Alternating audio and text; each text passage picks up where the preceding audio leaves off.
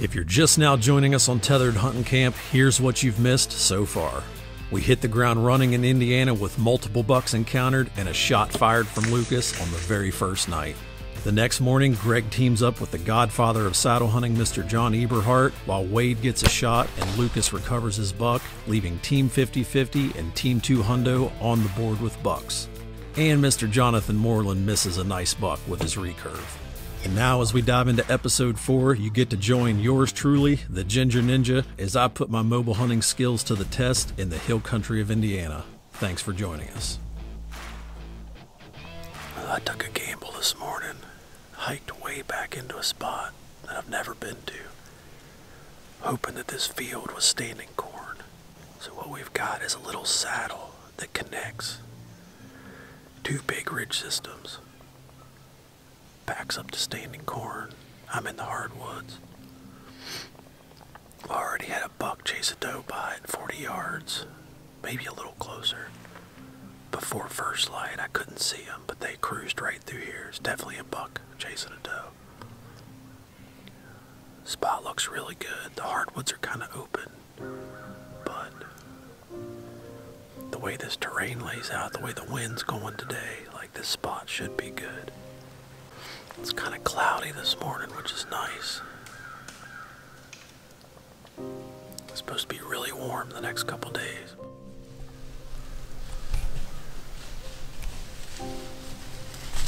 It didn't take long and the buck started cruising through, which is always a good feeling with going into an area with zero intel.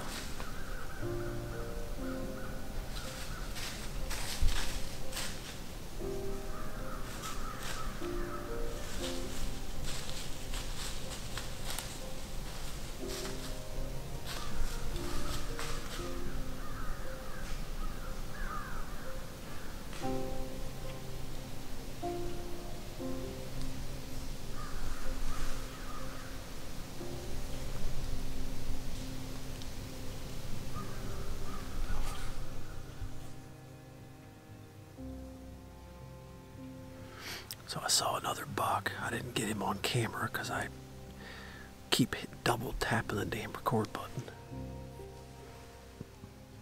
But they're crossing the ridge just a little bit different than I thought they would. But now looking at the map, it makes sense. So I'm going to slide down out of this tree and I'm going to reposition about 50 yards. Like that's all I need. I think I'll be good. I'm afraid a bigger buck's going to do what they just did and I'm not going to get a shot. But that last buck I saw was a nice 8-point, probably 100 inches.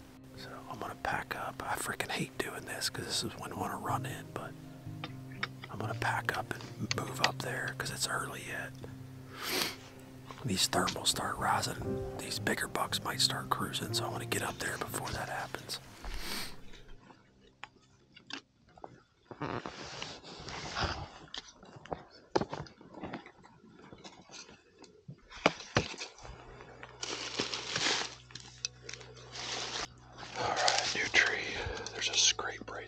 This is where those bucks crossed. I've obviously never been in this spot, so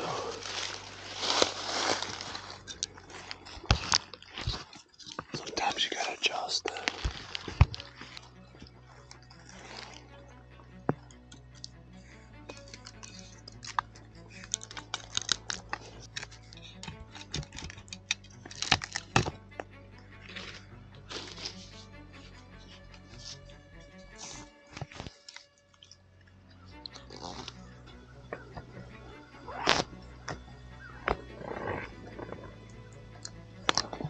Alright, we're back in business. That only took me like 5 minutes.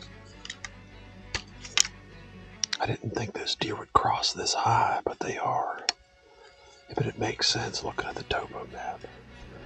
If that doesn't speak to the efficiency of the saddle, I don't know what does. Literally packed up all my stuff, moved 50 yards, set up in a brand new tree in less than 10 minutes. There's two little spur points that drop off this side of the ridge and this side of the ridge. And that's what those deer are doing. They're coming up those little spurs, crossing the ridge up higher than I expected. There's a scrape right here. It's actually a little thicker up here because there's greenbrier. But there's a thick drain here behind me, and then a drain in front of me. That tells me that those deer are crossing right here. At least a little bit. I hadn't been in my new tree 10 minutes when this small 8-point popped out of the corn and walked by my previous tree at 20 yards, and I was really hoping I wouldn't regret my decision to move.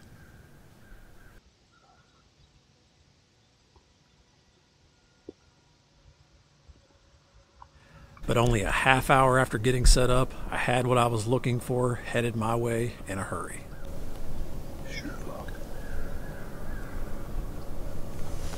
This buck was headed right at me, and I had no clue which direction he was going to go. And as you can see, trying to self-film in this situation is not an easy task.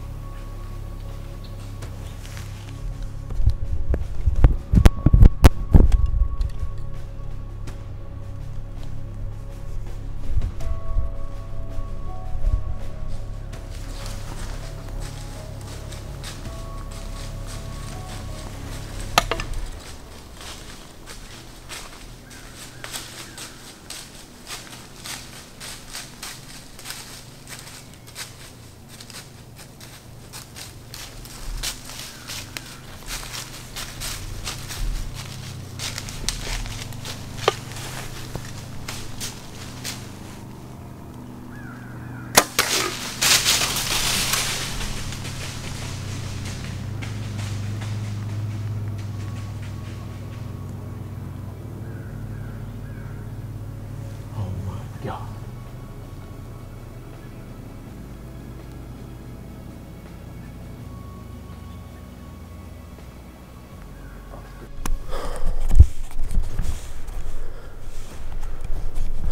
Just shot a giant.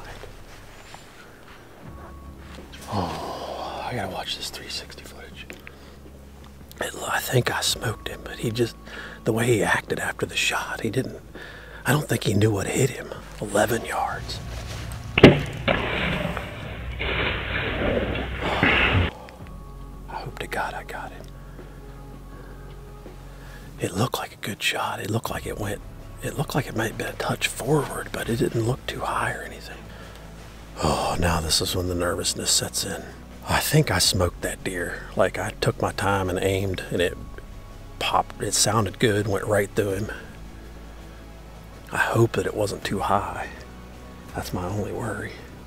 Oh, please, God, let that be a good shot. Oh, if that worked out, man, come in blind, set up, watch 4 or 5 bucks do one thing, move, shoot a giant. Wow. All right, this morning sucked. I'm a shitty hunter, so I got out of the woods pretty early. I conned Rendell into giving me a master class this morning on scouting, even though he's not even on my team. So and now we're going to help Jared. But now neither one of us are scouting because we're going to help the Ginger Ninja. He put the smack down on what sounds like to be a very, very nice buck this morning, and he is back in there a ways. So I've got both my pack frames and some game bags. We're probably gonna quarter him or at the minimum back there. We probably may even debone him, I don't know, and get him out of there. But we're gonna be at the parking spot here in about 4 minutes, and then we got about a mile walk with the pack frames. And Jared is about to lose his mind because I told him, I said, you cannot go find this deer yet. He's got really, really good blood too. I said, no, go sit on the ground, sit on your hands, and just be good until we get there. So hopefully he's gonna listen. All right, we're going in light. Me and Rendell.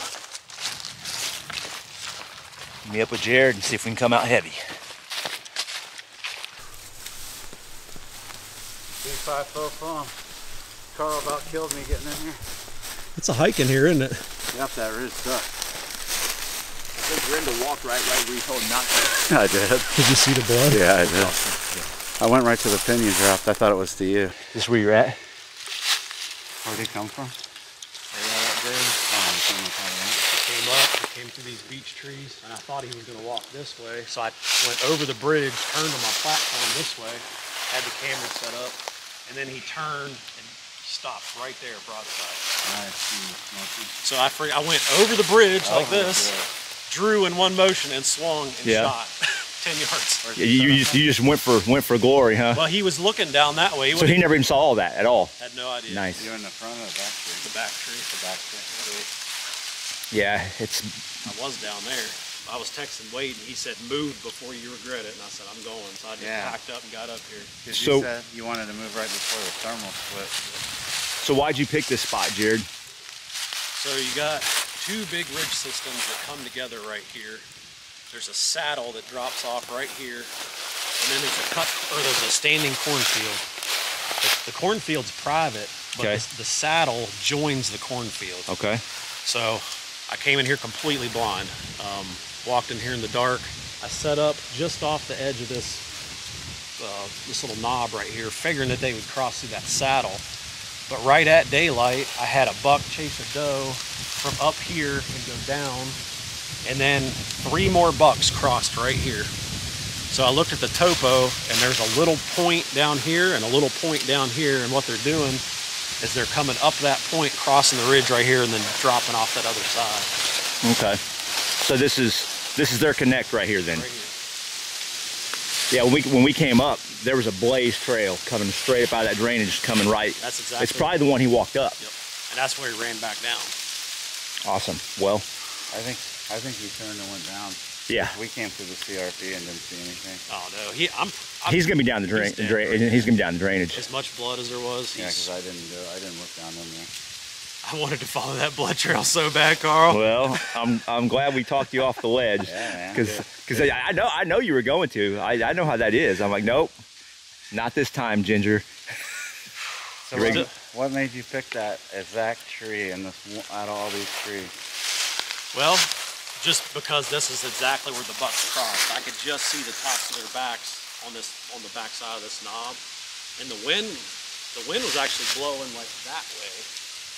So you could get a shot before they came over. Get a shot. Yeah. Then there's a scrape right there, and I saw that scrape, and I was like, I'm just setting up right here. Yeah. So you put a perfect marginal set on them, giving them the advantage until it was too late for them. The buck that came out of the corn, he circled around this way, and he went all the way over there and got my wind. Wind was blowing straight that way. Yeah. But the big buck, he came from back here and came up, so my wind was going that way. And his mouth was hanging open like he'd been running, huh? For a doe. Yep. There must have been a hot doe through here. I mean, I saw Probably. 6 bucks. Yeah. So.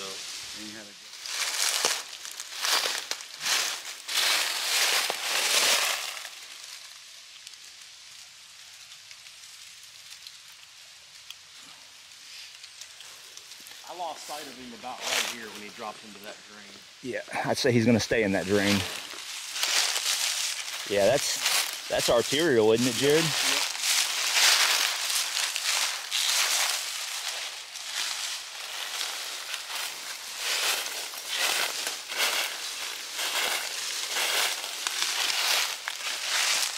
Yeah, he ain't going to hold that very long. I stopped about right here. This is where I bet you he's right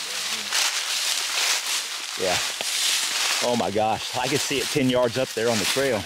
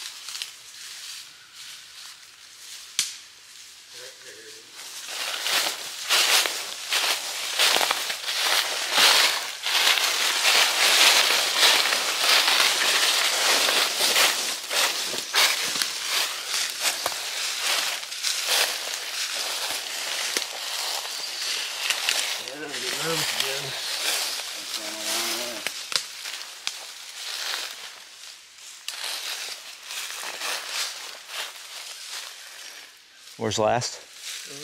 Right up there.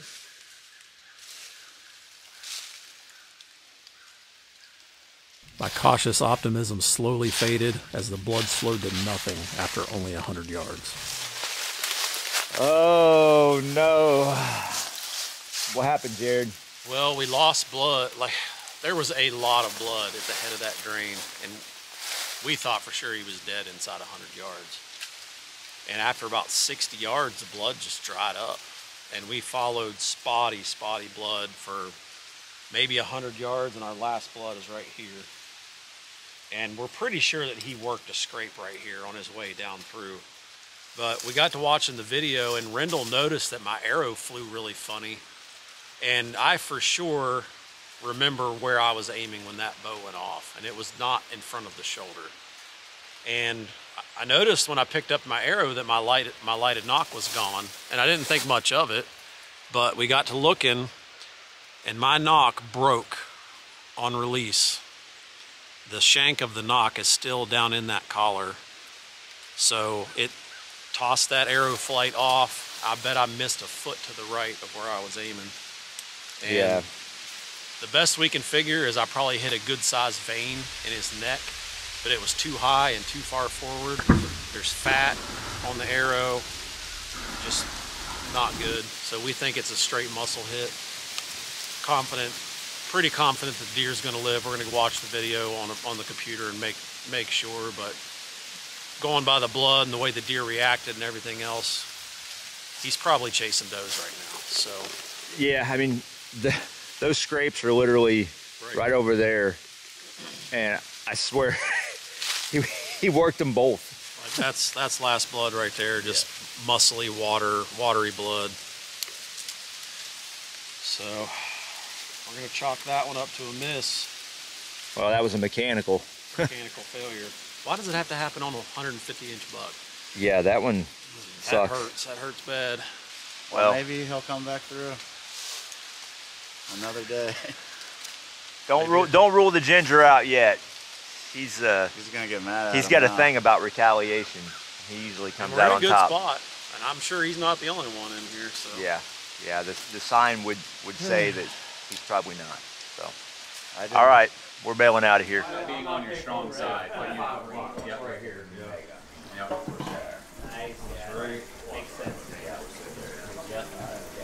Yeah, Greg, that buck was like right 2 o'clock. That's how easy that shot was. After getting back to camp and looking at the footage and calling everyone I know for advice, I decided to go back the following morning just to make sure we hadn't missed something. And a little over 300 yards from last blood laid my buck. Well, guys, I am absolutely beside myself right now. I don't know whether to be happy, to be sad, kind of a mixture of both. But I just found my buck from yesterday. I'm mad at myself because we probably gave up looking too early. But just putting all the pieces together, how the deer reacted, the arrow, the blood, the video, like everything just pointed to a non-lethal, like top of the neck, front of the shoulder hit. And we kind of combed through this area, and somehow we missed this deer laying right here. And I don't know what divine intervention, I mean, whatever you want to call it, whatever you want to believe, but I hunted right over there this morning, and something just kept telling me that I needed to check this spot out right here. So I got down, packed my stuff up, walked over here, and walked right to him. It's kind of hitting me right now. Like it just hadn't sunk in yet, I guess. Man, bow hunting is such a roller coaster.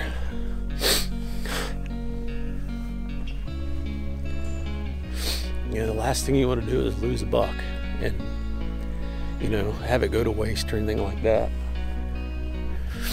And I hope that he's still okay. He might be. It was just really warm last night, but he looks okay. So I'm definitely happy that I found him.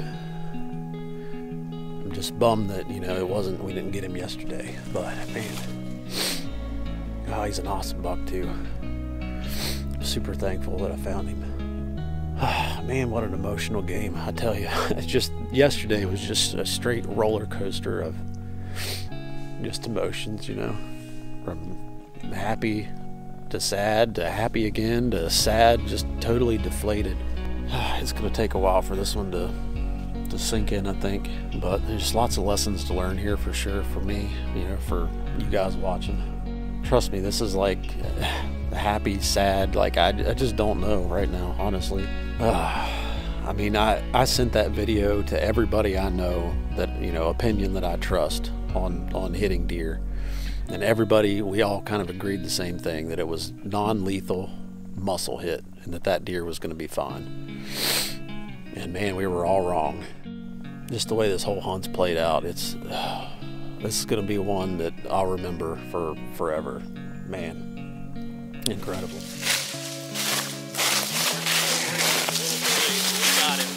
Oh my gosh, dude. Look at that thing.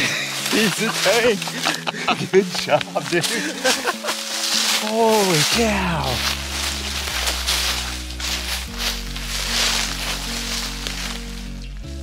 Dude, he's a stud.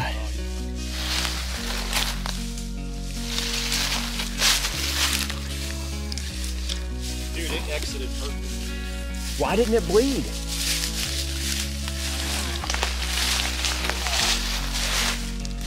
I mean, look at and that's hard as a rock. Yeah.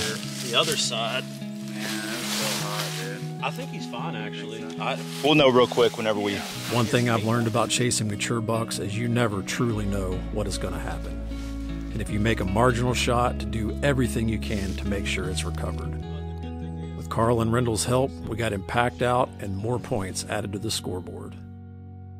With a gross score of 134 plus 50 points for each deer, my deer score is 184 plus 15 flex points for calling my shot and 10 points for capturing the shot on one camera angle, for a total of 209 points, bringing Team 2 Hundo's point tally to 418. In the next episode, Team 2 Hundo continues the streak with what I consider one of the best self-film bow hunts I've ever seen. Oh my God. Oh my God. I just smoked the biggest buck of my life.